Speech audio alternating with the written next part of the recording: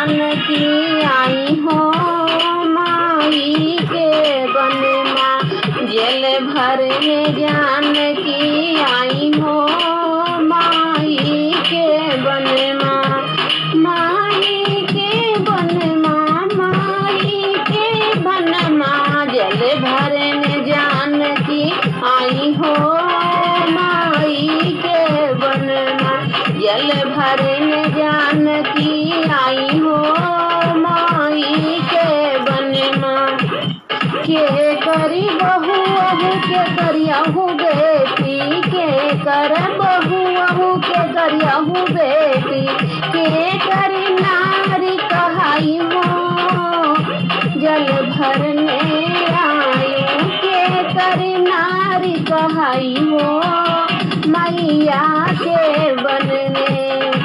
के करी बहू अहू के करियाहू बेटी, के करी बहू अहू के करियाहू बेटी। के करे अरे के करी नारी कहाई हो माई के बन माँ। अरे के करी नारी कहाई हो जल भरने आयु। अरे के करी नारी कहाई हो मैया के बन माँ। जल भरने जानकी आई हो माई के बन माँ। जल भरने जानकी आई हो माई के बन माँ। जल भरने जानकी आई हो माई के बन माँ। दशरथ बहुआ जनकी की बेटी, दशरथ बहुआ जनकी की बेटी। अरे राम के बहू कहाई हो माई के बन में। अरे राम के बहू कहाई हो माई के बन में। अरे राम ही नारी कहाई हो माई के बन माँ। अरे राम ही नारी कहाई हो माई के बन माँ। जल भरने जानकी आई हो माई के बन माँ। जल भरने जानकी आई हो माई के बन माँ। जल भरने जानकी आई हो माई के बन माँ। काहे के मेटकी काहे के गोड़ड़ी, काहे के मेटकी काहे के गोड़ड़ी।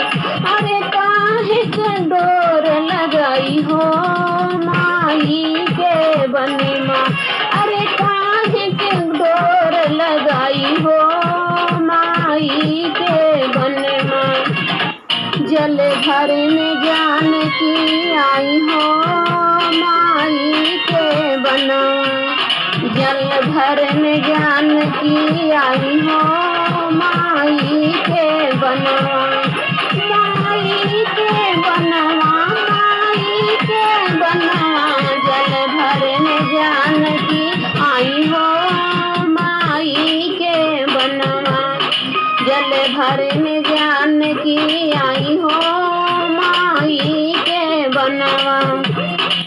सोने का मेटकी रेशम की, सोने का सोने का मेटकी रूपन के गोड़, सोने की मेटकी रूपन के गोड़। अरे रेशम डोर लगाई रे माई के बनवा। अरे रेशम डोर लगाई रे माई के बनवा। जल भरने जानकी आई रे माई के बनवा। जल भरने जानकी आई है माई के बनवा। सोने का मेटकी रूपन लगी डोगोर हो, सोने का मेटकी रूपन लगी गोर हो।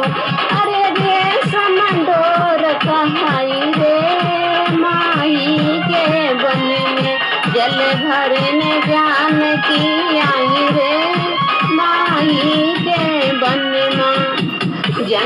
जल भरन जानकी आई हो माई के वनमा।